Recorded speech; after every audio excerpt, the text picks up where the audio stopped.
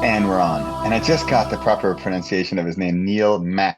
With my German, I was going to say Mach, or my Dutch Mach. Yeah. Mach. I love it. Hi, Neil. Hiya, how you doing? All right, Bradley? Lovely to see I'm you. I'm great. I'm great. We just had a nice chat, and I got to hit record. And I really want to jump into what we were just talking about, and that was, well, you started with that way back when you didn't even need a camera to take a photo. Yeah. And of course, my first thought is, what? And where, can you explain? Can you tell that little story again? That Yeah. When I first became a journalist, we had to do a photography course. And so it was a little short course just to get you involved in photography. And the expert said, what do you need to take a good photograph? And people said, oh, we need a Nikon or we need a Canon and we need a dark room yeah. and we need this and we need that. We need Photoshop. And he goes, no, don't need any of that. You don't even need a camera because the Egyptians, the ancient Egyptians, used to take photographs. And everybody, what? And yeah, they did. They laid a leaf, like maybe a palm leaf or a fishbone, onto some fabric, and they would let the sun burn that picture into the fabric. So they invented photography. They took it to quite some extent, and they even made even sharper images by putting them inside the pyramid and letting the sun burn even quicker. So they even learned the idea of shutter control. So you don't need a camera Wow. to take a photograph, and you don't need emulsion, and you don't need a dark room. But I wanted to take that idea a little bit further and say that what do you need and what don't you need? What is your requirements for writing fiction? That was what I was Yeah. interested in. So Yeah. taking that same basic idea, really, really stewing it down, what do you actually need? You don't need expensive applications on your computer. You don't even need a pen and writing pad. All you need is a great idea and Yeah. the ability to tell a story. And I would even go as far as saying you don't even need to write that story down. Just tell it. How Yeah. many people have written their entire fiction just for audio? Many Yeah. people just started talking their story? Because that's really what humans do. We tell stories to each other all day long. Yeah. So it shouldn't be that difficult to be able to sit down and say, actually, I'm telling this story today. Why is Yeah. that so difficult for people? I think the reason it's difficult is because of their lack of creativity. And I've got a theory on that if you would like to know what that theory Yeah. is. Yeah. Well, I was just thinking also because there's people don't talk about speaker's block or They storyteller's don't, do block, they? Isn't that right? weird? But they only Writer's talk block. about writer's block. Yeah. Yeah. And I've always said to people when they go, "Oh, I'm going through some terrible writer's block at the moment." I said, "Well, that's impossible. Nobody can go through writer's block because there's so many words. There's tens of thousands of words just in English, and then Oh, I've there's never another, heard that one and before. then there's That's tens of good. thousands of words in every other subject, every other language. And even when you've gone through all of those words, you could create your own words because Yeah. you're allowed to do that. That's what Yeah. authors do. So there's no way that you've got writer's block. What you've got is creativity block. And I Yeah. think that Yeah. that's a natural thing. I genuinely think it's a natural thing. And my theory is this: I think human brains have been evolved to be non creative. So that's a Huh. big step that I want you to think Yeah. about, because I think the human brain has a great capacity to form and recognize patterns, and it works with those patterns to make sense of the universe around it. So repetition and routines constitute the bulk of our behavior. Yeah. And Yeah. so those activities, repetition and routines, recognizing patterns, are the activities that our regular human brain takes the most seriously. And so because we take those the most seriously, then creativity is pushed down. It's subordinated. For example, a great example of Wow. that is that with ordinary academic schooling, you're tested on your learning repetition and routines. Yeah. Exams test your routines and your repetition. Yeah. So if you take that And how do even you study? Oh, you need repeat, repeat, repeat, just repeat, learn. repeat, repeat, yeah, yeah, and that's how Yeah. you're tested. So therefore, that's why creativity could also be considered to be insubordinate, because you're trying to Mm. not remember facts, you're Mm. trying to not remember patterns. So society might Oh, view you man. as being subversive because you're trying to actually, Huh. if you like, subvert some of the attitudes of society, because that's just a normal thing that a human would do. Yeah, yeah, yeah. Oh, oh, that's really exciting. Both my kids actually right this moment are studying. It's exam week here in the Right? Netherlands, Yeah, yeah, and they're both studying away. And what are they doing? Repeat, repeat, repeat. exactly. Learn the same thing over and over and over so that they can regurgitate it for the exam. There was a study done by a bloke called George Land and Dr. Beth Jarman in Hmm. 1968, a long time ago. And they were looking into divergent thinking and, in particular, into creativity. And they found that almost all children aged 3 to 5 were remarkably creative. Out of everybody they tested, everybody between the age of 3 and 5 reached genius level. Right, right. Right. The figure dropped to 12%, so from 100% to 12% by the age of 15. Yeah. And they also tested 280,000 adults against exactly the same criteria.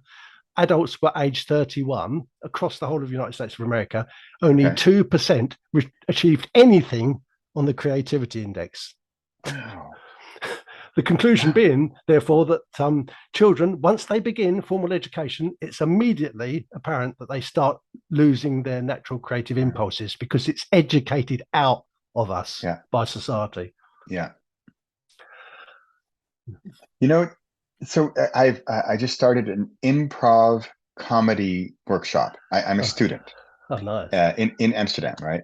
Yeah. And I had never heard this definition. So it was our first class last week, and the instructor guy who's been doing this for 32 years, and you can tell he loves it. It's like he started last week. He's like a kid in the candy store. And he said, and I had never heard these definitions. He said, stand-up comedy is, first of all, you're usually just you alone, and it's rehearsed. So you practice, practice, and you've got your Yeah. lines, you've got your story or whatever, and it's all practiced. And you might have slight diversions, but it's all memorized for the most part. Yeah. And he says, and you're alone, right? So an improv comedy or improvisational theater is not rehearsed by definition. You can't rehearse it. Yeah. It's not even like a theme, right? The theme today is barbecues. Okay, well, they might tell you a few minutes or seconds before, but you don't really have any time to prepare. And then it's together. Ideally, it's two or more. And so the goal of it is it's a bit like what you're saying. You cannot practice. You can practice some techniques. Yes. Like the most common one is yes and.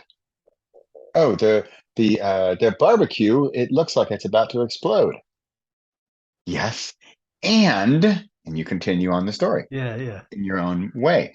And so there's no, like, we're talking about exams and we're talking about lack of creativity. And we had our first workshop, and you could tell people were really getting stuck. And then he also said, the instructor guy said, don't try to be funny. I Yeah. know we're here at a comedy thing, Yeah. but don't try. Oh, how can I make this the funniest? Yeah. No, no, just be a blank slate, and the barbecue is about to explode. Go. Yeah. Just whatever. And he says, try to make it blank and let it come out. And it was really cool, but it is hard because, like, oh, I want to be funny, or oh, I want to be witty, or oh, I want to, back to books. I want to win awards and be a literary genius, Yeah. money, and be famous and whatnot. I think play is very important. And Yeah, that's what you were yeah, doing there. If you think about play, especially if you go back to a puppy playing with a ball, puppy is displaying a ball just for pure enjoyment. It's yeah, not. It's not trying to be a better ball player. yeah. It doesn't say, Right, "Actually, I'd like right. to be a really good ball player by the end of the week." It doesn't care. It's just enjoying the moment. And I think that Yeah, if only fiction writers and comedians just enjoyed the moment a bit more, I think that would yeah, help. The other thing, of course, is you've got to understand yourself. You've got to know the person behind the words. In yeah. Britain, I don't know whether it's caught on in your country yet, but there's a really big thing called the Great British Bake Off, and they Uh-huh. bake beautiful cakes. And it's Yeah, one of those shows where one person gets thrown out every single week. yeah. We But have something here too. yeah, yeah.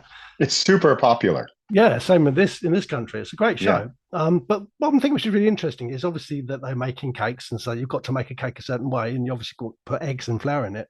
But they all the judges always say, what does this tell us about you? It's a cake. But they Mm, say, what does this tell about you? And what they're getting at is the theme. And I think mm, the theme is absolutely crucial in whatever fiction you're writing, whether you're writing a poem, whether you're writing just a blog post, or whether you're writing an entire long form book.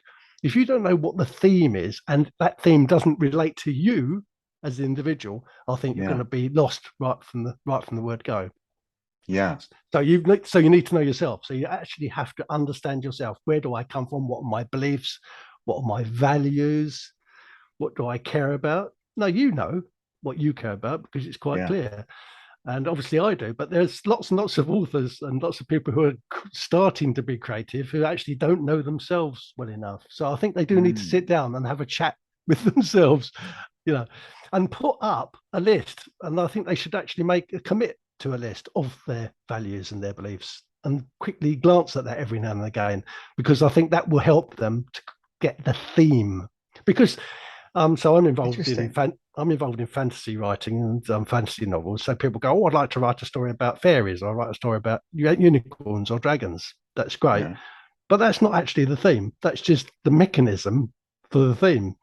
George Lucas didn't say, "Actually, I want to write about a robot called R2D2." And Luke Right. Skywalker, he talked about, "I want to create something where it's about goodness versus evil and dark versus light." That's the theme. Yeah. And the Yeah. Yeah. R2D2 and Luke Skywalker are just mechanisms to bring about those themes. Similarly, Wow. with Lord of the Rings, Tolkien, he wanted to talk about the horrors that he witnessed in the First World War. He actually was in the horrible trenches in the First World War. He understood how bad and awful it was, and how Oh, wow. people can be evil against each other. So he wanted to write about that, but he didn't write about that. He wrote about, you know, small people fighting a huge and powerful mechanized enemy, and how sometimes they have to go deep inside themselves to get the truths. That's fascinating. I didn't know that, but that's beautifully put. How you talk about the theme, and then Tolkien, and he had his magnificent, huge, giant battles, and against this giant. And if you think of him in World War, and well, wow, that's actually amazing and brilliant. And I see your point about needing that theme. That's really cool and super helpful, I think, for fiction, or I'm mostly write nonfiction, but it's the same. It is the What's same. the theme? Whatever Yeah, you're writing, you've got to have that theme as your guiding light. That helps you not only not to go off the tracks, and it helps your um, readers as well, because they realize that the whole thing is concentrated to a particular outcome that you want to deliver, whether it's yeah, fiction or non-fiction. But it also helps you because every single time you write a sentence, every single time you write a paragraph, you're working towards that theme all the time. So it's constantly moving yeah, you yeah, along. yeah. What did you say we should take notes of up there in your wall? Your Your values? values, your beliefs, the things that make life worth living for you personally. I like that. That's really because you're right. If you think I'm a blank slate, and okay, I'm going to tell a story about dragons and, like you say, dragons and fairies. Okay, here we go. Yeah. Oh, I'm stuck. So, Yeah, yeah. So don't worry about punctuation and grammar. right. Just go and do it. Doesn't matter how bad or good it is. Don't worry Yeah, about any other critic, because you're just writing, number one, for yourself because of those yeah, values and beliefs. And yeah, number two, you're going to be guided by those values and beliefs. yeah. And then the theme. So I like your values. I'm very visual, so I see this like post-its up on my wall or something. I have Yeah. my values and beliefs, but then you've got your theme. So your theme then would be for this particular book or this series of books.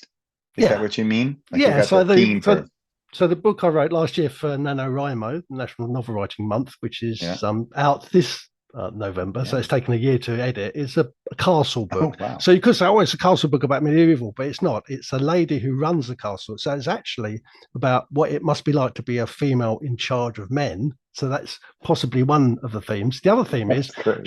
she got that job just by being born into it, same as Queen Elizabeth II. So it's also Yeah, about being born into a role, and could you actually interesting. get rid of that role? So that's the two themes. But it's set in a castle and blah blah blah. But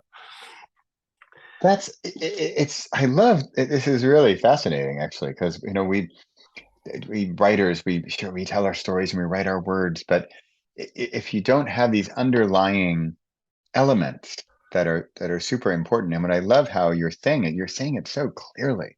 I was just at a conference this weekend, and it wasn't a writing conference, but it was so technical, and some yeah, guy would give a talk, and it was so technical, and it was I understood the words, but yeah, I didn't understand what are you getting at? Give me an analogy, give me a metaphor. I'm not getting it. And yeah, that's what I really like how you just get your values and beliefs up there and post-its, got your theme over here for this book, and yeah, you can go and then refer to them, yeah, and you'll never be stuck. yeah. And don't worry about what the mechanism is to do that, as long as you do it. Yeah, yeah. And it And may then well, I was just about to say, it may well just end up with us, just being a sentence, or it may end up being a yeah. poem or a short essay. Mm, Don't, the other thing about writing is that we've all been taught this particular way, going back to what I told you earlier about the patterns and, the way that education has been done. They yeah, always used to give us at school when I was a kid a blank bit of paper, and they say, write all your story of what happened over the summer on this blank piece of paper. So right, you're right. already immediately been confined to a piece of paper, and you've already been confined to a subject, and you've even been confined to a time, because they said, have this done by the end of the period. And then people go, oh my God, I can't write this. Of course you can't, because it's much too much pressure. Take away the Yeah, paper, take away the time, take away yeah, everything, and even take away the reason for writing it, and just go back to the original thing, which is, what do you believe in? yeah. I like how you take away the paper. That's one of my little tactics in my worst book ever program, because I say, because people do suffer. Everybody suffers from writer's block. I, Yeah, prolific writer, suffer from writer's block. And if I ever do, then I say, whoop, time to step away from the computer. yeah, And I usually go head into the woods with my dog, good, and I either hit record on my voice recorder on my phone, yeah, or if I'm feeling a little more daring, I'll turn on the camera and record a video. And it's not necessarily for publication. no, I could even start it out. Hi, Stealth Bradley. I'm stuck. I'm going to talk nonsense until some idea comes and hits me in the head like an acorn, yeah. And there's a I guarantee you're not going to be there like this.